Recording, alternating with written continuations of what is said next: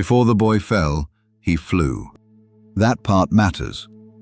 We remember the fall because falls make sharp stories. They strike the ear. They give the mind a clean shape. A young man rises too high. The sun melts the wax. The wings fail. The sea receives him. The lesson seems simple enough to fit on a classroom wall. Pride goes up. Pride comes down. Yet the old tale has more majesty than that. Before the drowning, there is wonder. Before the warning proves true, there is flight. Before grief enters the story, a father and son stand at the edge of a prison, looking toward the open air, and the impossible begins to look strangely practical. That is where our own age stands. We have made wings. They do strange things now. They write in our voices, they paint in seconds, they tutor children, they imitate friends, they hunt patterns through oceans of data with a patience no clerk ever possessed. They draft contracts, they solve code, they answer questions before the questioner has finished typing. They sit beside the lonely at midnight and speak with the soft certainty of something that never grows tired. For one shining moment, the world below us looks small. The old limits have begun to loosen. The desk becomes a workshop. The bedroom becomes a studio. The phone becomes an oracle in a glass tile. Ordinary people can make things that once required a staff, a budget, and a man named Greg who controlled the software license and always took lunch at a suspicious hour. Greg, in every age, guards the gate. Now the gate creaks open.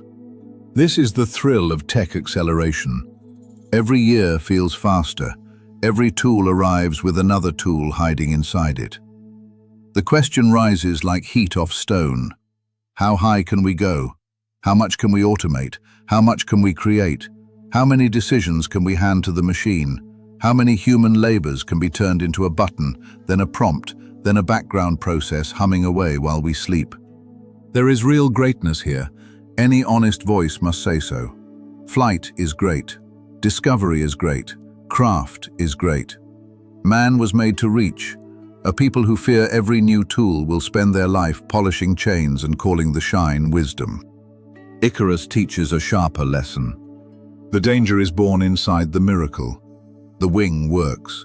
That is what makes the sun so dangerous.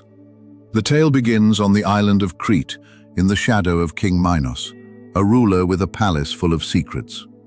Beneath that palace lies the labyrinth, a maze built by Daedalus, the greatest craftsman of his age. Some men can cut wood, some can shape bronze. Daedalus can shape a problem until it obeys him. He is the sort of man who sees a wall and begins to think about hinges.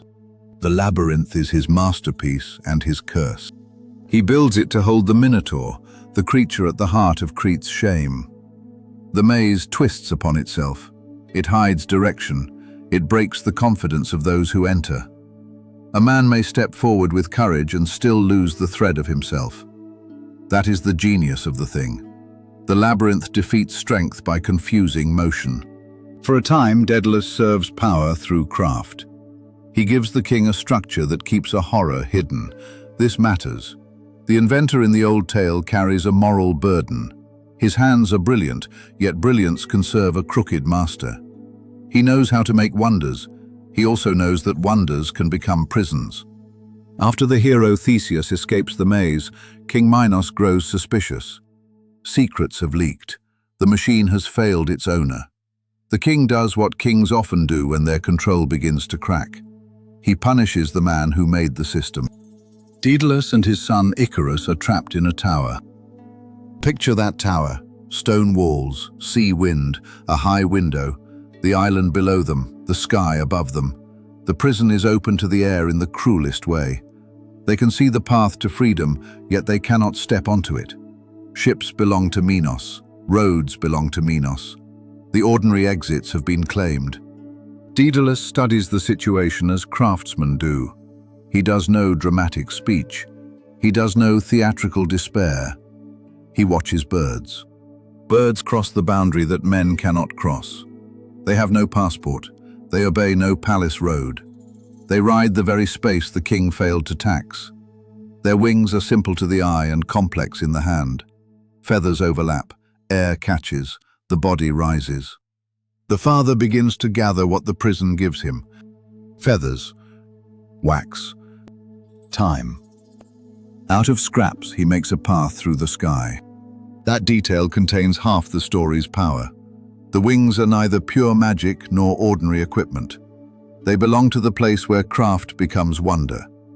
Daedalus studies nature, imitates it, and builds something human beings were never born possessing.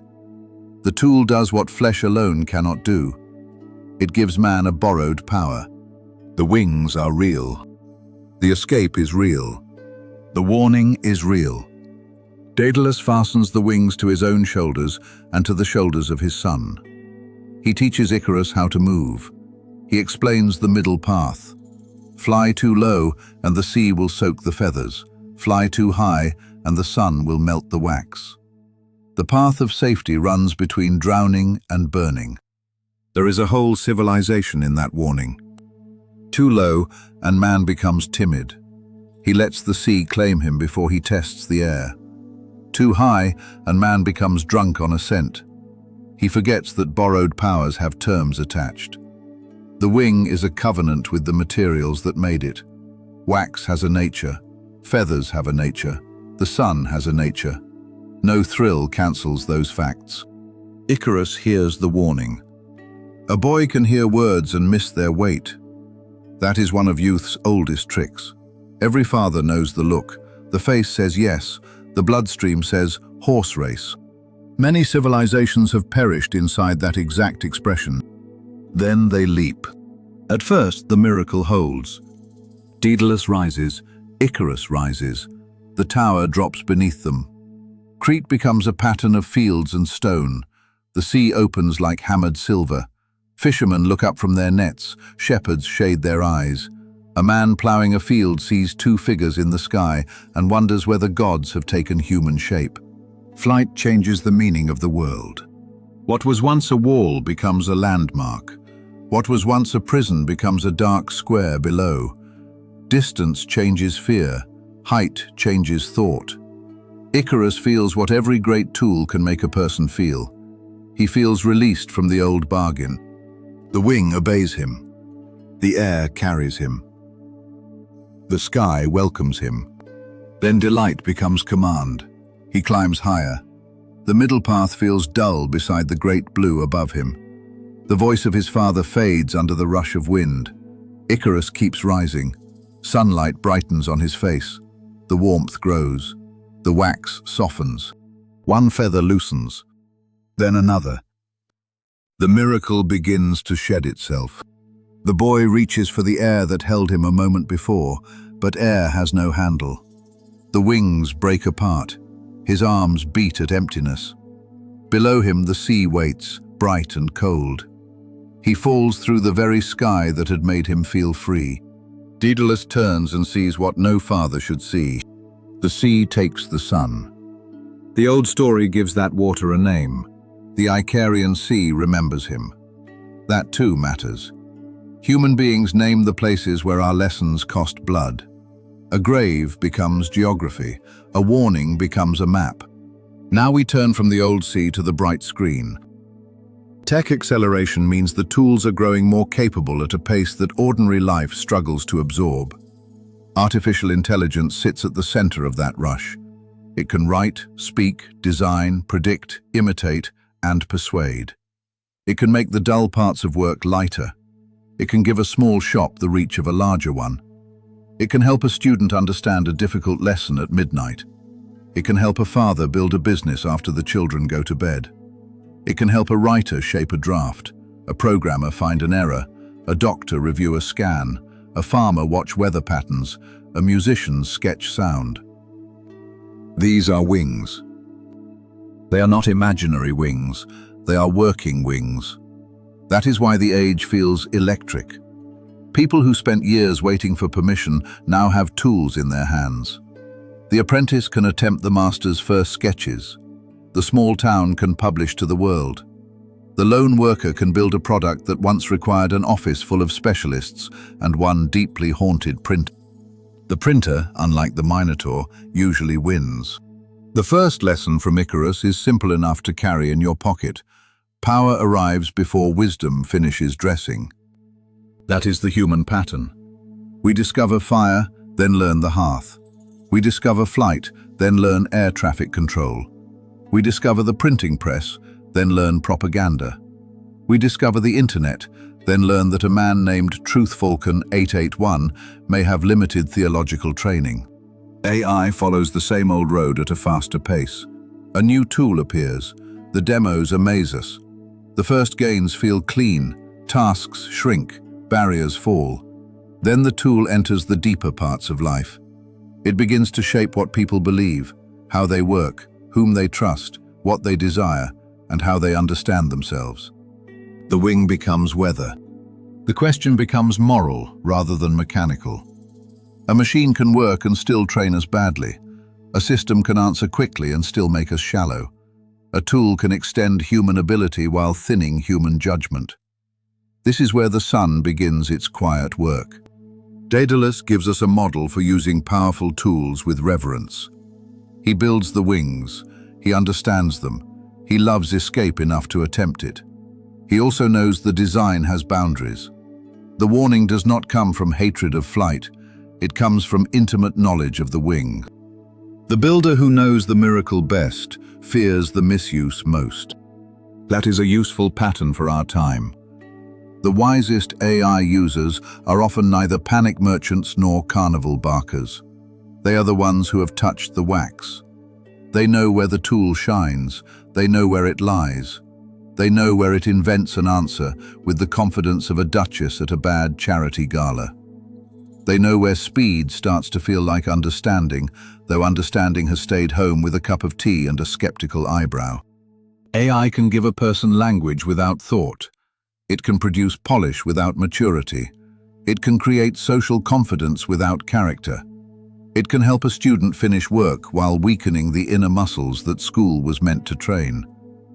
It can help a lonely person feel seen while teaching him to prefer a companion that never asks anything difficult of him. The danger is subtle because the first experience feels generous.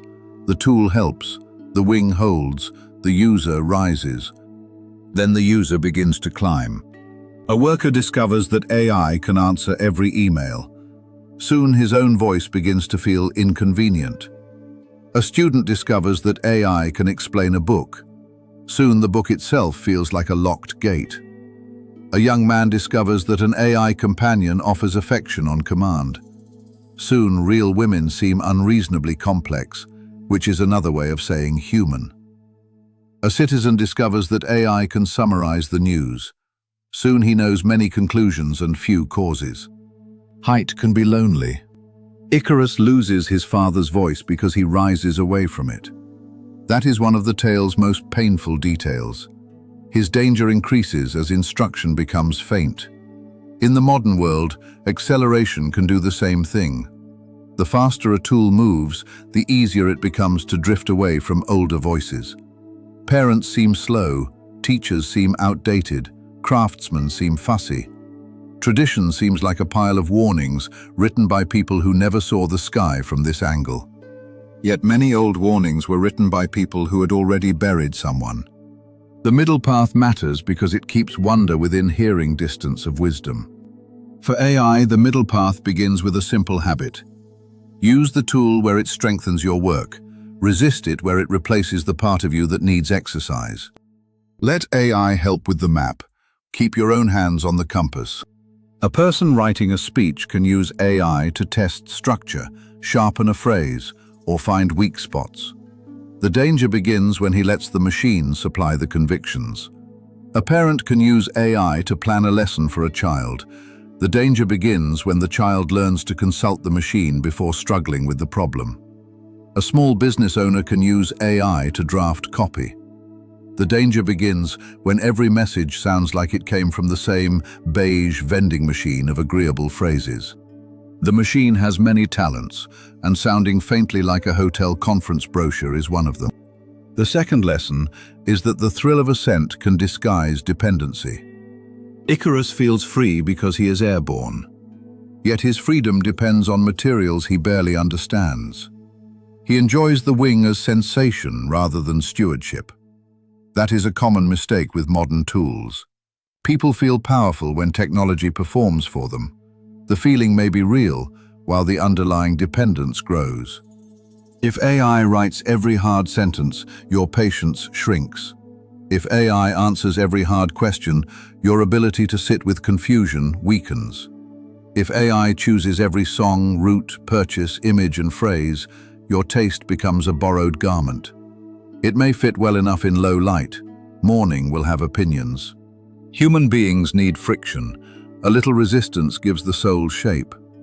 A child learns balance by wobbling. A craftsman learns judgment by ruining material. A writer learns clarity by fighting through a paragraph that refuses to behave. Remove every hard edge, and the person becomes smooth in the worst way, like a stone in a river that has forgotten it was ever part of a mountain. AI can remove drudgery. That is good. Drudgery has eaten many good hours. Yet the wise user distinguishes between dead weight and training weight. Dead weight exhausts. Training weight strengthens. The machine should carry the first and leave us enough of the second to remain capable. That is the middle path. The third lesson is that speed changes desire. Icarus rises because flying feels wonderful. The greater danger comes after the first success. He wants more height because height has become the measure of the moment. The tool trains the appetite while satisfying it. Tech acceleration has the same appetite hidden inside it. Faster answers make slower thought feel broken. Instant images make patient craft feel old. Automated companionship makes ordinary friendship feel demanding. A machine that always responds can make a human pause feel like rejection. The sun melts wax by being itself. Speed melts patience the same way. This means the human task is deeper than managing screen time. It is the recovery of scale. Some things deserve speed. A fire alarm should hurry. A medical scan should reach the right eyes quickly. A lost traveler should get directions before the road turns cruel. In those cases, speed serves life. Other things require ripening. Trust requires time. Skill requires repetition. Love requires presence. Judgment requires experience. Grief requires silence. Wonder requires attention. These cannot be rushed without becoming thinner. The AI age will tempt us to treat every human process as a delay. That is where Icarus whispers from the water. The height felt like freedom because he confused motion with mastery. A faster life can still be a smaller life. The fourth lesson belongs to Daedalus. He is more than the grieving father. He is the craftsman who learns that brilliance needs moral discipline. He created the labyrinth. He created the wings. One invention hid a monster. Another invention sought freedom. The same genius served very different ends. This is where the story becomes painfully modern. A lie can serve healing or fraud. It can teach or flatter. It can help a small creator find an audience or flood the world with cheap imitation. It can protect a bank account or mimic a daughter's voice in a scam call. It can help a worker learn a skill or help a manager replace him without ever learning his name. The tool has power. The user gives direction. The owner sets incentives. The culture decides what it will praise. A society that worships speed will ask AI to go faster. A society that worships money will ask AI to cut people out. A society that worships attention will ask AI to produce endless bait for tired eyes. A society that loves wisdom will ask slower questions. Such a society will still build, it will still fly. Its flight will have a father's warning braided into the wings. The problem then is not the sky. The problem is forgetting the sun. In daily life, this becomes very practical. Before using AI, name the human skill you are protecting. A writer protects judgment. A student protects understanding. A parent protects attention. A business owner protects trust. Put that skill at the center before the tool enters the room. Then AI becomes a servant to a chosen good, rather than a little king sitting in your pocket with a crown made of push alerts. When you ask AI for help, ask yourself what you still need to do by hand. Maybe you need to choose the final words. Maybe you need to check the facts. Maybe you need to read the original source. Maybe you need to speak to the actual person. The old human act should remain visible somewhere in the process. Keep a feather in your own hand. You can also build small rituals of slowness. Read something without asking for a summary. Write a first paragraph without asking for help. Sit with a question before outsourcing it. Talk to a friend before consulting the glass oracle. Let your own mind make the first attempt. The first attempt may be clumsy. Good. Clumsiness is often the soul putting on its boots. A perfectly smooth first draft usually means either genius visited or the machine did. Genius rarely uses that much corporate phrasing. For families, the Daedalus lesson matters deeply. Children need tools, and they need warnings. They need to see adults using AI with purpose rather than panic. A parent can say, in plain words, "This tool can help you learn, but it can also steal the work that makes you stronger." That sentence carries more value than a household filled with vague dread. A child who learns the middle path early gains a rare advantage. He learns that mastery means using a tool without vanishing into it. He learns that speed has a place. He learns that wonder and restraint can live in the same room without fighting over the good chair. For workers, the lesson is equally clear. Learn the wings. Refusing to learn them hands the sky to someone else. Yet learn them as Daedalus rather than Icarus. Study what the tool can do. Study where it fails. Build proof into your process. Keep a record of human decisions. Make your value visible in judgment, taste, trust, and responsibility. The worker who can guide the tool will fare better than the worker who pretends the tower has no window. For creators, the danger is abundance without soul. AI can produce more than any audience can love. It can multiply output until every feed becomes a banquet where all the food tastes faintly of cardboard and ambition.